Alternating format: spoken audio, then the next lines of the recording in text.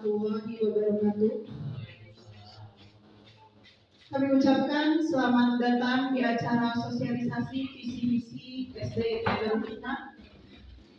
Untuk mengawali acara pada pagi hari ini, marilah kita membaca basmalah bersama-sama. Bismillahirrahmanirrahim. Alhamdulillahirabbil alamin wa bihi nasta'in ala umuri dunya waddin. Wassalatu wassalamu ala asrofil anbiya'i wal mursalin wa ala alihi wa sahbihi ajmain. Qala rabbi shrah sadri wa yassir li amri wahlul 'uqdatam min lisani yafqahu qawli. Segala puji hanya milik Allah. Salawat beserta salam mudah-mudahan selalu terlimpah curahkan kepada junjungan alam Nabi besar Muhammad sallallahu alaihi wasallam. Yang terhormat Bapak Kodrik sekaligus sebagai pengawas Bina TK SD Kecamatan Pacet. Yang kami hormati Bapak Pengawas yang selalu memberikan motivasi kepada kami. Tak lupa juga yang kami hormati Ibu Bapak Guru SDIT Darul Hikmah yang selalu kompak, solid tanpa batas, selalu meningkatkan nama baik SDIT Darul Hikmah. Baik Bapak Ibu, sebelumnya saya ingin berterima kasih atas kehadirannya karena pada pagi hari ini acara ini sangat penting sekali ya untuk kita semuanya. Sebetulnya ini sudah agenda setiap tahun, tetapi sehubungan dengan adanya observasi penilaian kinerja kepala sekolah di PMM, maka dengan begitu kita harus mengulang kembali atau mengingat kembali visi dan misi di tahun 2023. Untuk memulai acara, Bapak boleh izin di depan.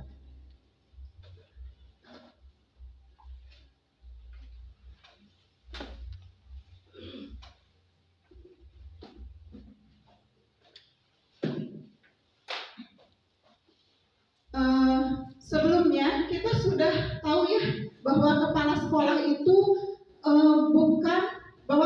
bukan milik kepala sekolah, tetapi milik semua warga sekolah dan juga masyarakat.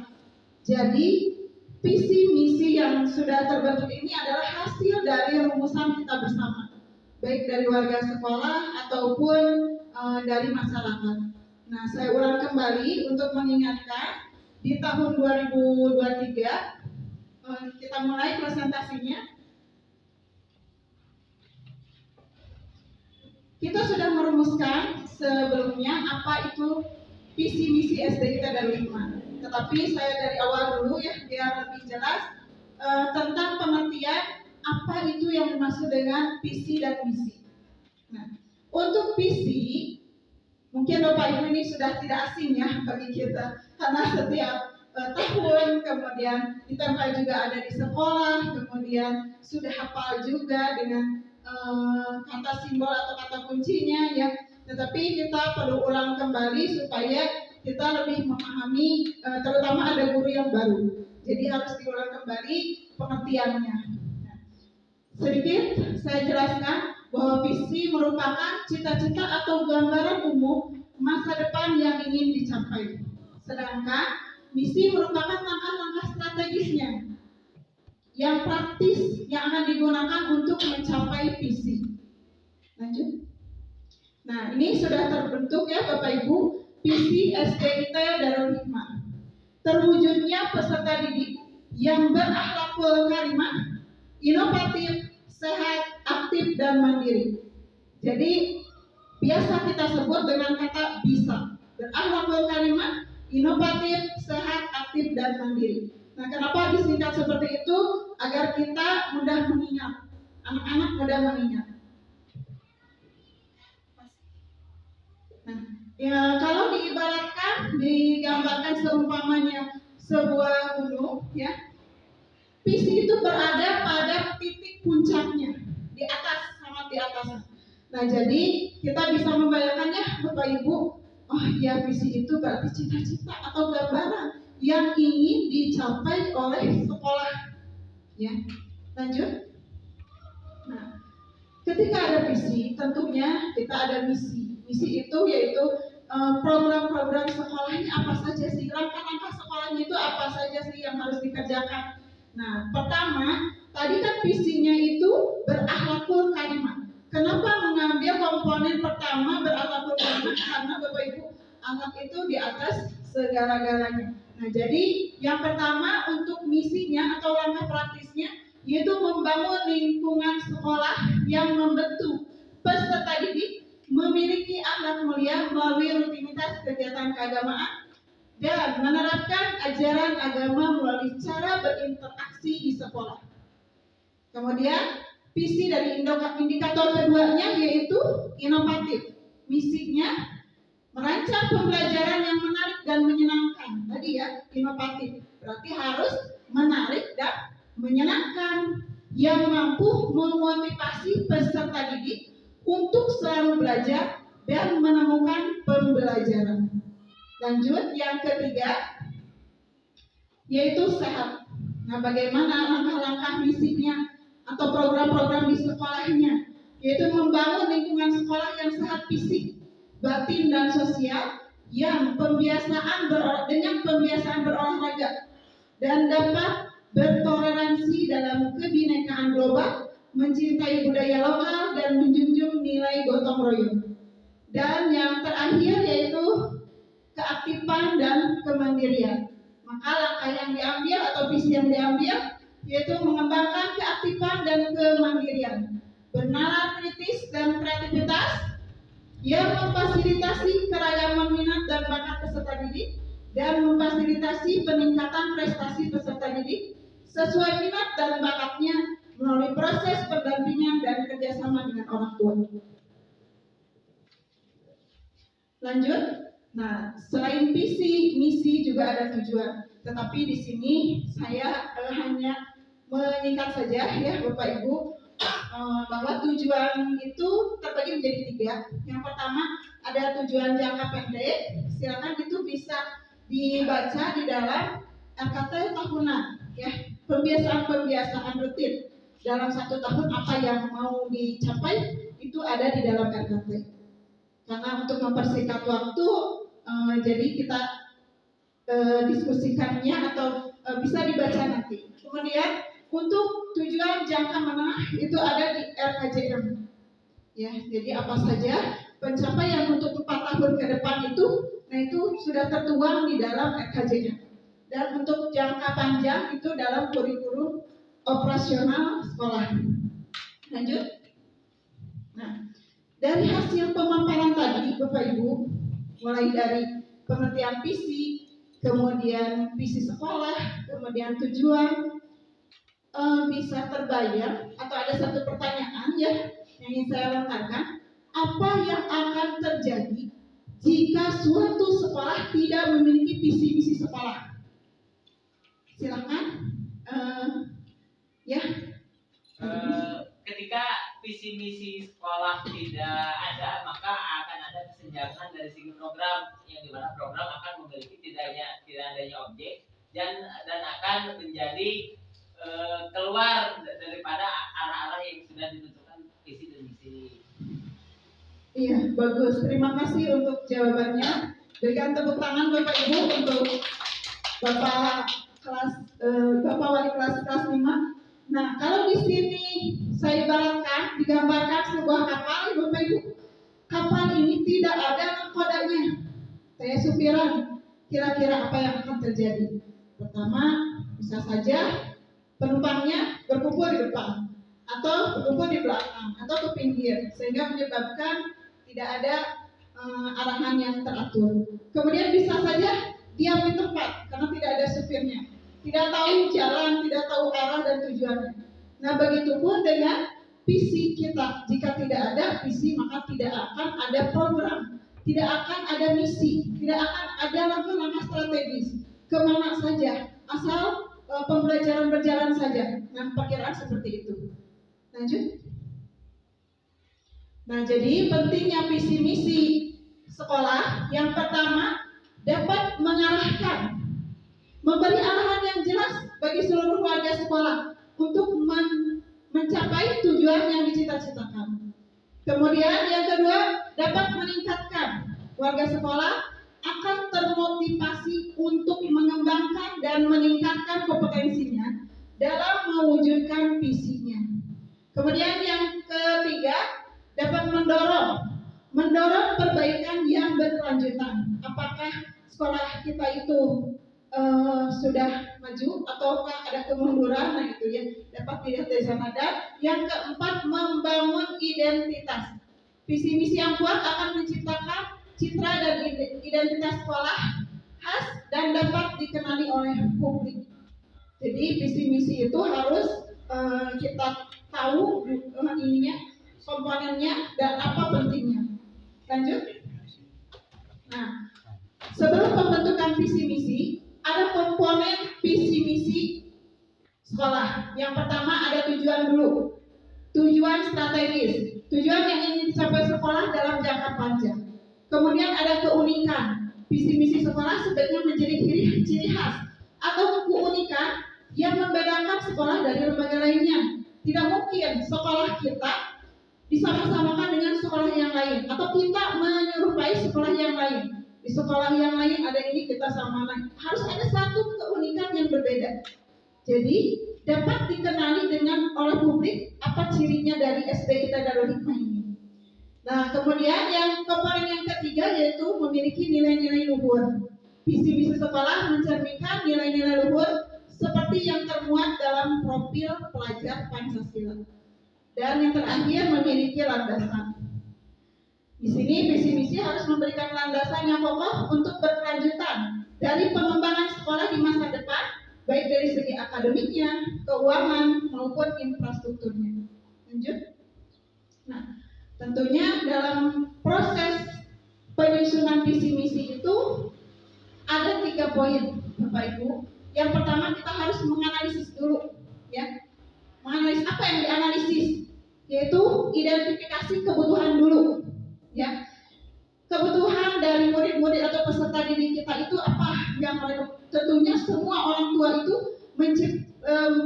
memberikan gambaran atau ingin semua anaknya yang masuk ke SD kita Darul Hikmah ini ingin anaknya itu soleh, kemudian aktif, kreatif, ya, soleh-solehan. Nah itu berarti identifikasi kebutuhan peserta didik. Nah kemudian identifikasi kondisi, bagaimana kondisi saat ini.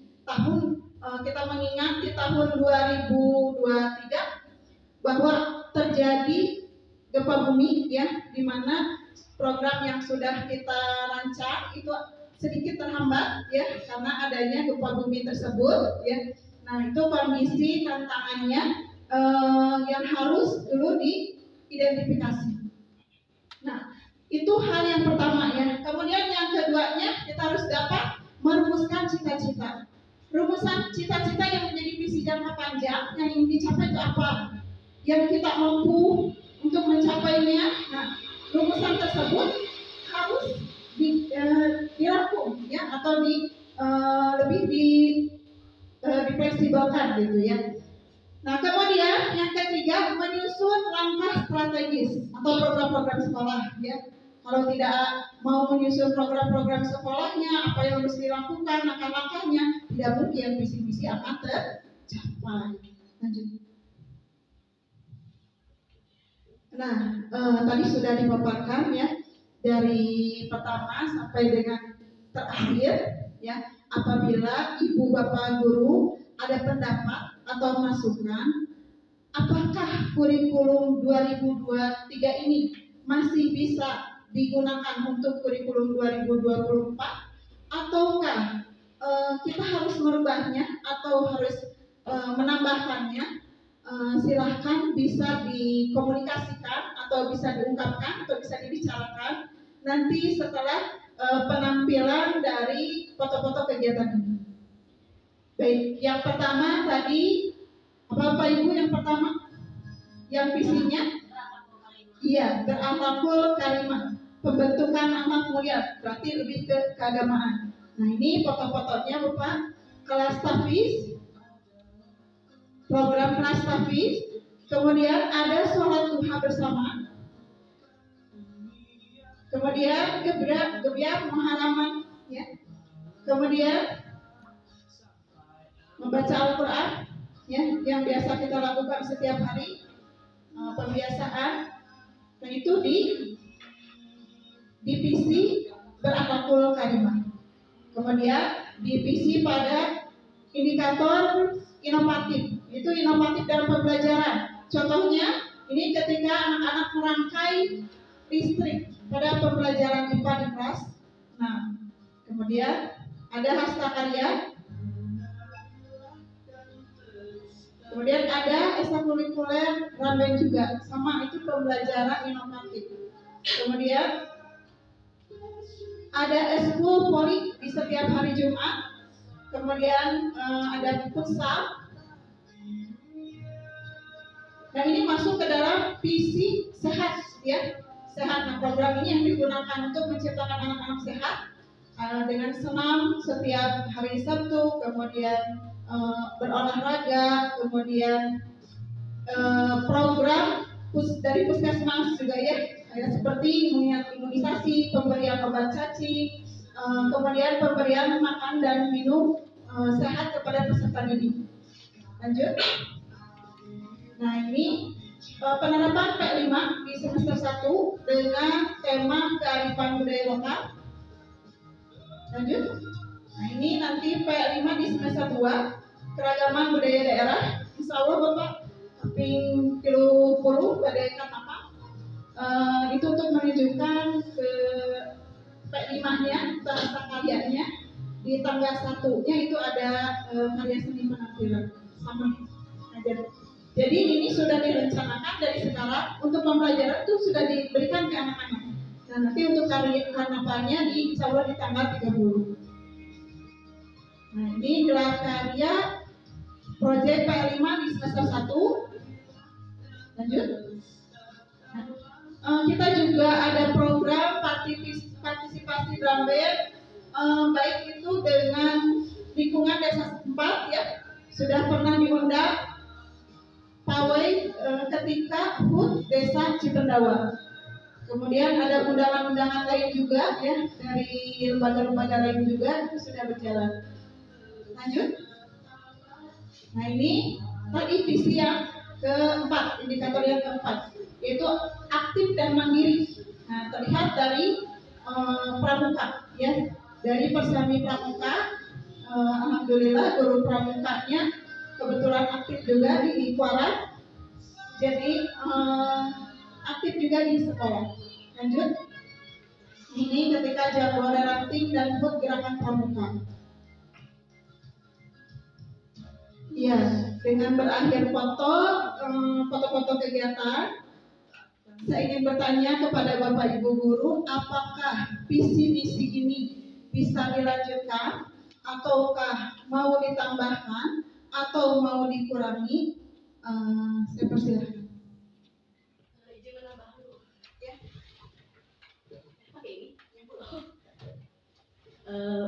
Oke, itu Bu, mengenai ekstrakurikuler non akademik, apa sebaiknya ada karate di sini Bu? Karena melihat kemarin pas kita menurunkan atlet di O2SN itu sangat antusiasme anak-anak itu, ibu mau karate gitu kan. Terus itu juga bisa membantu si anak yang berprestasi itu masuk di sekolah-sekolah favorit atau unggulan ibu. Jadi bisa masuk lewat jalur prestasi, dan sekarang juga ternyata di luar banyak kejuaraan gitu yang bisa meningkatkan prestasi sekolah. Jadi apakah bisa diadakan karate di sekolah ini? Ya Baik Bu. Iya. Terima kasih. Baik, terima kasih. Masukannya sangat luar biasa, ya. Tepuk tangan untuk guru baru. Perkenalan Pak, ini guru baru tadi. Guru baru, tapi alhamdulillah ketika masuk ditetapkan di kelas 1 itu luar biasa, sudah mampu mengajar dengan tantangan di kelas 1 seperti apa itu kan lumayan, ya, untuk mengajar di kelas 1. Nah, baik, tadi masukannya bagaimana kalau eskul poli diadakan? Ya, karate diadakan, ya. Sebetulnya tahun 2022 itu sudah ada karate, tetapi tidak kondusif saat itu ya, karena berbagai hal. Nah, sangat bagus sekali masukannya. Jadi kita di 2024 insya Allah akan mengaktifkan lagi karate. Nah, tentunya karena program-program atau kejuaraan atau lomba-lomba yang sudah ada ya karate itu, ya tentunya ini harus menjadi program kita, harus ditingkatkan lagi kekonsistenannya. Ya. Terima kasih masukannya. Ada lagi?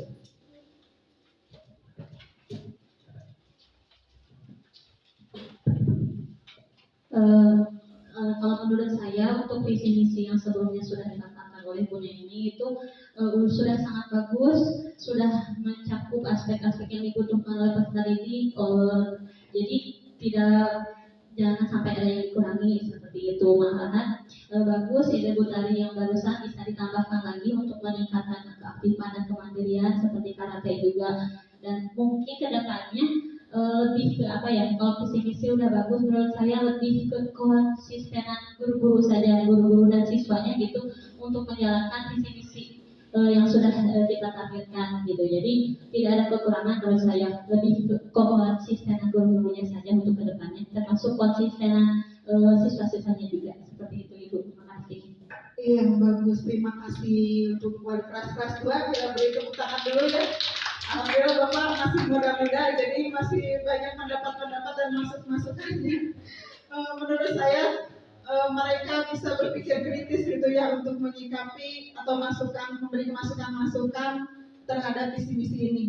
Ya betul sekali Bapak Ibu ya, tetapi ketidakkonsistenan pada saat itu adalah sesuai dengan kondisi sekolah. Tadi yang saya bilang ya, di 2023 kita mengalami gempa bumi, kemudian akhirnya agak sedikit tidak konsisten nih, kemudian ada juga yang sakit dan lain sebagainya, kemudian gurunya juga ada yang misalkan gitu ya siap atau tidak siap. Nah itu menjadi sedikit agak tidak konsisten, tapi dalam program alhamdulillah sampai saat ini masih berjalan. Raben masih ada, Kostapit masih ada. Nah, itu harus kita harus kita tingkatkan lagi kekonsistenannya. Itu mungkin ya. Baik, nanti kita rumuskan bersama ya. Tadi saya dan akan saya catat masukan-masukannya, pendapat-pendapatnya, baik itu tentang karate ataupun kekonsistenan ataupun apakah yang lainnya masih ada? Silakan.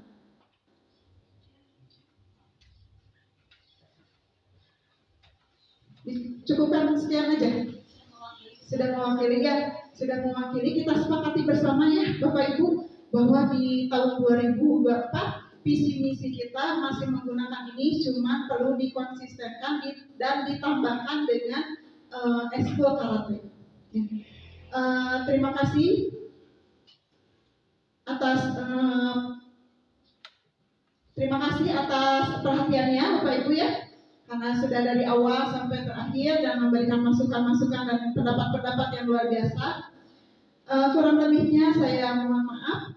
Wallahu muwaffiq ila aqwamit thoriq. Billahi taufiq wal hidayah. Wassalamualaikum warahmatullahi wabarakatuh.